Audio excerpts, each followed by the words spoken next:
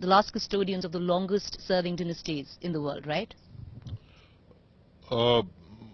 We do have a lineage which goes back 1400 years, and I am the 76th generation. So it is the longest serving and not the longest ruling dynasty in the world. With an inheritance this rich, Shriji, the question I'd like to ask you is, all of this now, all the news that's going around, that's swirling around, you'd be, I would reckon, the best person to ask, did Rani Padmavati ever exist? Because right now, if you just go back in history, you have these historians that you must be seeing on television, and this is your lineage, this is your history, your inheritance. Yeah, this is a new thing which has started in the last 24 hours and has caught momentum, whether Padmavati existed or not existed. According to me, it looks like a plant. And these are precisely the issues which are aggravating the Rajput community.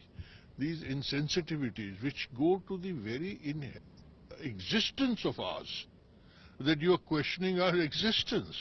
How can anybody bear to tolerate it?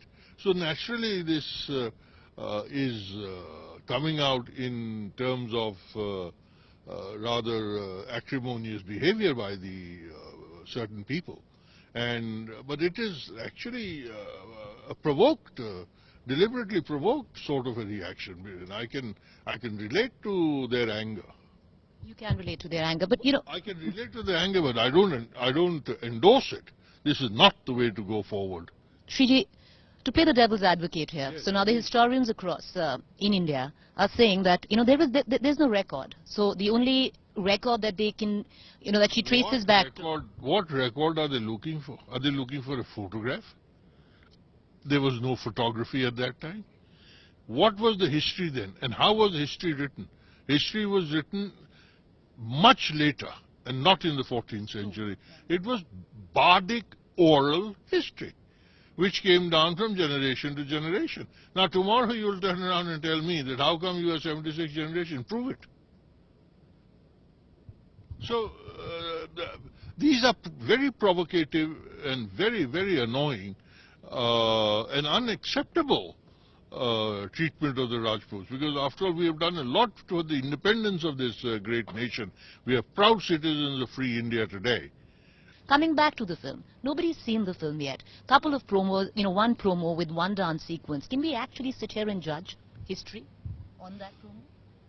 Well, you can, in a manner of speaking, in the sense that if this is how she has been projected in 3 minutes, how would she have been projected? This is pure conjecture. How would she have been projected in 3 hours? Because these kind of dances are just not on. Because the Maharani never did these kind of dances, And you might say, so what? It's a dance after all. What the hell, whether she danced in the Mardana section or the Zanana section. But for the Rajputs, for us, it's very important.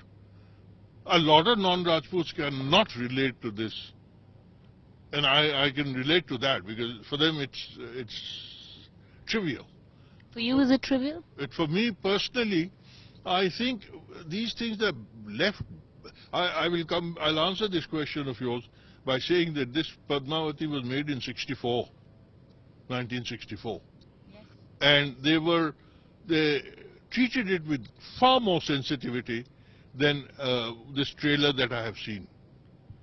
You take away the dance sequence, are you okay with, because now... I can't say that. Look, I don't know. I mean, I can't say that I'll be okay or I'll not be okay, because I really don't know.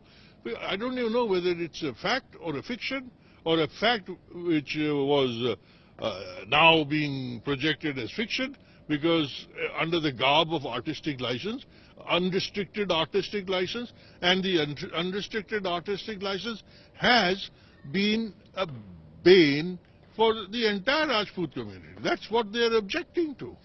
What is the real story of Rani Padmavati? What is it that you've been told as a child? Because I think you would be the best, to tell us about. We were told about a child which is Ratan Singh and being Khilji wanting to see and view. Did Khilji view Rani Padmavati in that mirror? Because now so much has been said about that. Did he or did he not? What were you told as a child?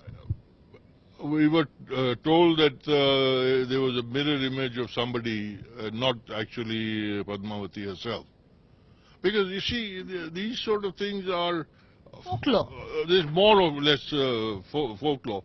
And who was it written by? I mean, in the sense that history in battles is always written by the victor and never the vanquished. And Johar did take place. Yes. And Johar has been, every year since the time it took place, has been commemorated annually. And not just by Rajput women, but even by others who threw themselves in the funeral pyre. 16,000 of them. Yes. And it was, you can imagine the condition of the ladies there. It's just death before dishonor. You know, we'll take it inside, Shriji. It's getting a little dark here. And we'll continue to talk about, because I would reckon the biggest solutions will come from somebody like him.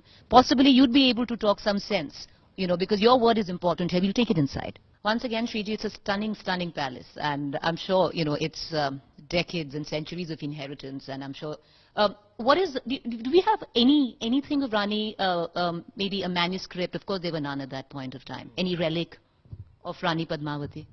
No, not. It's full of no, it was no way one could have had it. And preserving it for 700 years is also another. The palace where she was and she lived is still there in Chittor with the government. Right. I have authentic photographs taken by the Britishers as far back as 1930. Right. So that is what it looked like. And you see that photograph and you see the promo, and you'll say, I mean, what are we doing? If this is not distorting history, what is? Right. Shriji, right now, with all that's going down, and it's reaching bizarre levels, which we were talking about. The kind of violence, the Karni Sena is threatening, the kind of open threats that we'll, put a bounty on Bansali's head, we'll cut off Deepika's nose. Somebody has to mediate, and possibly somebody like you has to mediate and come up, because they'd listen to you and come up with an answer and a solution to this, because there's a lot of money riding on the film as well. That's very kind of you. I do enjoy a very good relationship with the people here. The people are very kind to me.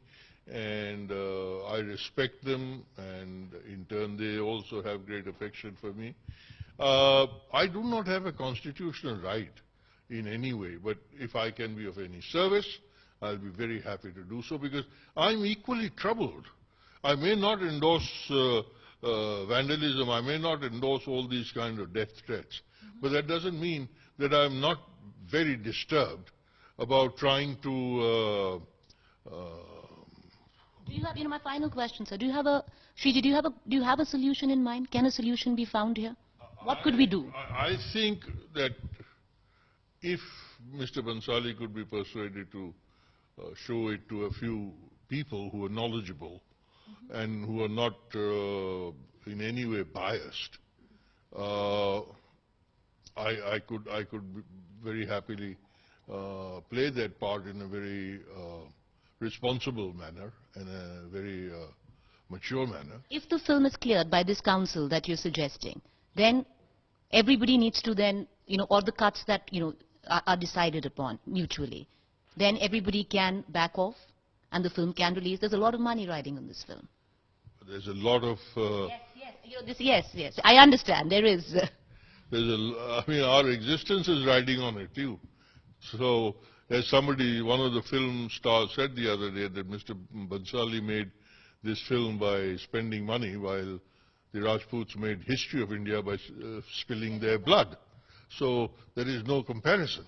I understand, sir. So therefore, trying to find a middle path in all of this. And like you said, it comes from you. We can but try. You could try. We can but try and give it our best shot. Right.